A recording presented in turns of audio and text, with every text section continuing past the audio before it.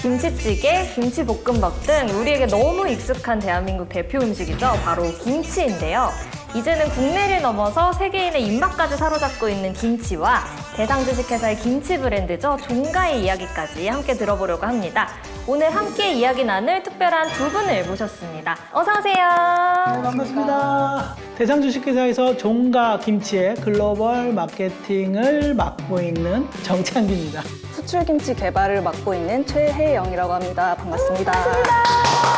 자, 그러면 저희 김치와 종가 브랜드 이야기 바로 한번 시작해 볼게요.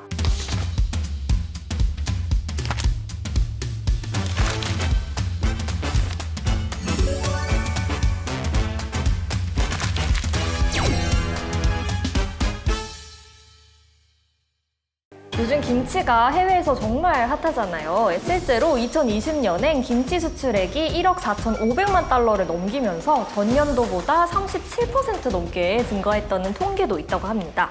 팀장님, 김치가 전 세계인의 사랑을 받게 된 데에는 종가 김치도 좀 한몫을 했다고 들었는데요. 어떤가요? 네, 한몫 이상을 했다고 보고 있고요. 코로나 이후에 아무래도 김치가 건강식품으로 인식이 되기 시작했고, 그 다음에 매운맛 열풍이나 우리 한국의 위상이 높아지고, 그 다음 또 SNS 같은 열풍 속에서 우리 김치가 더욱 인기를 얻는 게 아닌가 그렇게 생각하고 있어요. 22년부터는 미국의 다양한 한 8개 주에서 김치의 날을 선정하고 있고, 영국, 브라질, 아르헨티나에서는 국경일처럼 이렇게 김치를 많이 홍보해주고 있다라고 보시면 될 것 같아요. 오, 아니 다른 나라에도 김치의 날이 있다는 거는 정말 그 나라에도 김치가 하나의 문화가 됐다는 말 아닐까요? 네네, 맞아요. 그런데 저희는 단순하게 김치를 건강한 음식이다라는 이미지만 가지고 하는 거 좀 아쉬워서 실제로 우리 김치를 경험하게 하자는 제 전략을 세웠고요. 20년부터 요리 경연 대회를 프랑스 요리학교랑 협업하고 있고요. 23년에 영국의 팝업 스토어, 24년에는 미국 LA와 뉴욕에서 직접 찾아가서 우리 김치를 맛보이는 그런 캠페인을 했었습니다. 팝업이랑 푸드트럭까지 외국에서 진행하는 행사인데 외국인 소비자들 반응은 어땠나요? 김치를 이제 아무래도 처음 접하는 소비자들은 발효식품이다 보니까 처음에 좀 낯설어 하다가도 이제 한번 맛을 보고 나면은 이제 계속 긍정적인 반응을 보여주시는 그런 경우들이 많았습니다. 저 근데 김치에 대해서 또 궁금한 게 있었는데 초기에는 김치에 고춧가루가 지금처럼 들어가지 않은 걸로 알고 있는데요. 언제부터 이렇게 지금의 김치가 되었던 건가요?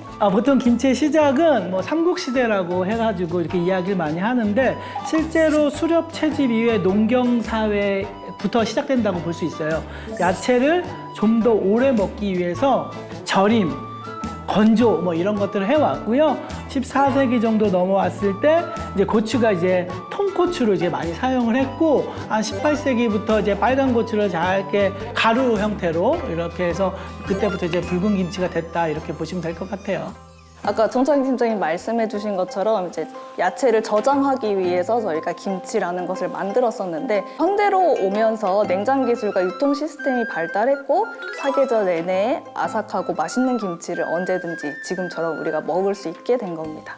이렇게 두 분 얘기 들어보니까 김치가 정말 시대에 맞춰서 진화해온 음식이라는 생각이 드는데요. 요즘은 정말 김치 브랜드들이 엄청 많잖아요. 그 중에서도 우리 종가 김치가 특별한 이유가 있을까요? 종가 김치는 단순히 전통 있는 김치 그 이상이라고 저는 생각을 하는데, 저희는 이제 내부적으로 연구원들끼리는 김치를 설계한다라는 표현을 좀 쓰곤 합니다. 왜냐하면 김치는 발효식품이고, 발효식품이다 보니까 유산균이 중요하고, 또 유산균을 잘 키우기 위한 숙성 온도나 시간 같은 거를 저희 연구원들은 다 수치화해서 정리 데이터화하는 그런 관리를 하고 있기 때문입니다. 제가 매일 먹는 김치가 이 유산균이나 온도, 시간 같은 정말 체계적인 관리로 탄생했다는 게 되게 놀라운데요. 그러면 팀장님, 종가라는 브랜드는 어떻게 탄생하게 된 건가요? 종가라는 뜻 알고 있나요?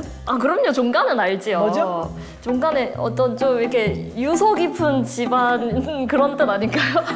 네, 맞아요. 1988년에 서울올림픽을 앞두고 정부에서 이 김치를 세계화해야겠다라고 해서 그때 이제 표준화된 김치의 필요성이 대두됐고, 전통과 과학을 잇는 브랜드로서 종가라는 이름이 탄생되었다 이렇게 보시면 될 것 같아요. 팀장님, 그러면 글로벌 마케팅 사례 중에 가장 기억에 남는 게 있다면 어떤 게 있으신가요? 작년에 이제 진행했던 프로젝트였는데요. 미슐랭 3스타 셰프인 코릴리와 함께한 사놓은 김치 프로젝트였습니다. 김치를 고급 식문화로 포지션하기 위해서 기획한 프로젝트였는데요. 셰프님의 창의적인 레시피와 종가의 기술력으로 함께 어우러져서 만들었던 프로젝트인데 보통 김치 개발하는데 3개월에서 6개월 정도 걸리는데 이 프로젝트는 우리 콜릴리 셰프가 너무 깐깐하다 보니까 1년 넘게 걸렸던 제품이고요. 지금 판매 반응이 상당히 지금 좋게 나오고 있어서 기대가 되고 있습니다. 결국에는 우리 해외 소비자분들 반응이 가장 중요하다고 생각이 드는데요. 김치에 대한 요즘 소비자들의 반응은 어떤가요? 예전에는 아무래도 김치를 좀 낯설어 하는 경우가 많이 있었던 것 같은데 요즘에는 좀 해외 소비자들도 먼저 찾는 분들이 좀 확실히 많아진 것 같습니다. 실제로 저희가 해외 마트에서 봤을 때 머리색도 다르고 피부색도 다른 분들이 우리 종가 김치, 벌크 김치 이런 걸 좀 큰 거 사가시면 그렇게 뿌듯할 수가 없습니다. 그러니까요. 그러면 이렇게 해외 소비자분들이 좀 열광하게 된 데는 맛있는 맛도 한몫했을 것 같은데요. 종가에 특히 어떤 제품들이 해외 소비자분들에게 가장 인기가 있나요? ABC 김치라고 말씀드릴 수 있겠습니다. ABC 김치는 이제 사과, 비트, 당근이 들어간 제품인데 맛도 부드럽고 단맛이 나는 그런 물김치 형태입니다. 그래서 부담 없이 아이들도 좀 먹을 수 있고 그러다 보니 해외 소비자들도 잘 드실 수 있을 것 같은 제품입니다. 그렇군요. 제가 LBC 주스는 좀 들어봤는데 LBC 김치는 좀 너무 신기한데요? 아무래도 현지 입맛은 좀 다를 것 같아서 한국인들한테는 정말 익숙한 그 액젓 맛도 좀 싫어하시는 분들도 있을 것 같고요.